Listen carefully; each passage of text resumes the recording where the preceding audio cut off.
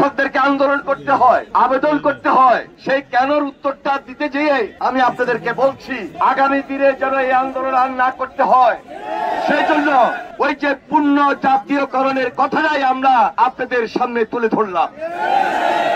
থেকে আন্দোলন করছেন গত 12 তারিখ থেকে আজকে 20 তারিখ পর্যন্ত, এই 8 দিন 9 দিন যেভাবে আপনারা প্রখর রৌদ্রে রাজপথে আন্দোলন সংগ্রাম করে যাচ্ছেন, এটা তো করার কথা ছিল না।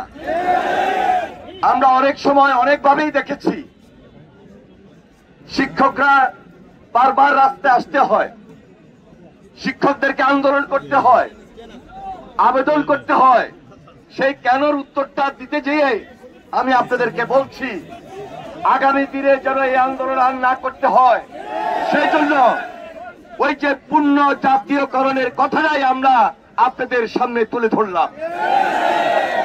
কারণ মর্যাদার জায়গায় আপনাদেরকে আশীর্বাদ করতে হবে।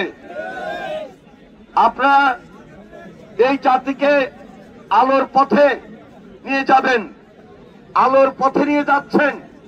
শিক্ষার আধুনিকরণের জন্য আপনারা যথেষ্ট শ্রম দিচ্ছেন, কষ্ট করছেন, এবং এই শিক্ষাকে, এই জাতিকে উন্নত শিখরে নিয়ে যাওয়ার জন্য আপনাদের আপ্রাণ চেষ্টা রয়েছে। যথেষ্ট মূল্যায়ন করছি, মূল্যায়ন করব, এবং আগামী দিনে জাতীয়করণের মধ্য দিয়ে আপনাদেরকে আমরা নিশ্চিত করতে চাই আমরা আপনাদের সঙ্গে থেকেই কাজ করতে হবে। আবার বলছি, সরকারের প্রতি আমাদের আলোচনা করার জন্য আমি আপনাদের প্রতি অনুরোধ জানিয়ে আমার বক্তব্য শেষ করছি। খোদা হাফেজ। বাংলাদেশ জিন্দাবাদ।